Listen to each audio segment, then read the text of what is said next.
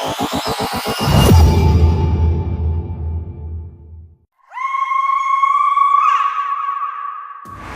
के जाने माने रईस हीराचंद और उनकी पत्नी सुजाता की चमचमाती महंगी कार बंगाल की एक पुरानी बस्ती की सुनसान गली में एक बेरौनक से पुराने मकान के बाहर आकर रुकती है।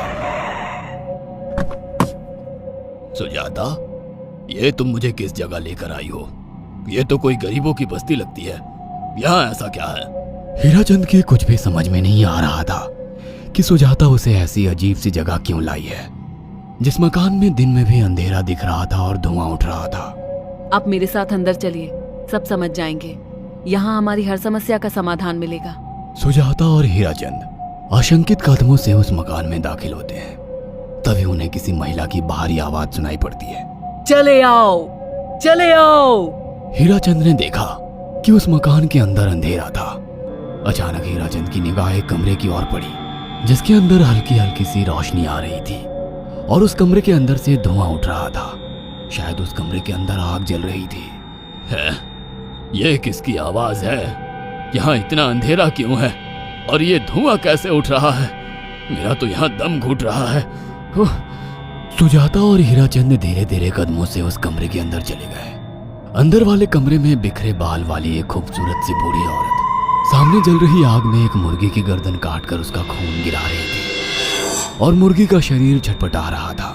ये देखकर सुजाता को उबकाई आने लगी। हीराचंद ने सुजाता की ओर देखकर कहा, तुम ही मुझे यहाँ लेकर आई हो और खुद ही घबरा रही हो। कौन है ये भयानक सी शक्ल वाली औरत और हम यहाँ क्यों आए हैं?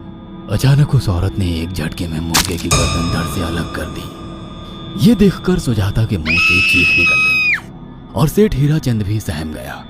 वो बहुत डरावना नजारा था। ये अघोरा ताई हैं। ये हमें अपनी काली तंत्र विद्या से संतान सुख प्रदान कर सकती हैं। इसलिए मैं आपको यहाँ लेकर आई हूँ। कैसी बात करती हो? जहाँ बड़े से बड़े डॉक्टर सफल नहीं हुए, वहाँ ये मामूली औरत क्या कर लेगी? हीराचंद की बात सुनकर अघोरी ताई ने गुस्से से हीराचंद की ओर देखकर कहा, नादान हीराचंद, काली विद्या में इतनी शक्ति है कि मरे को भी जिंदा कर दे। संतान पैदा कराना कौन सा मुश्किल है?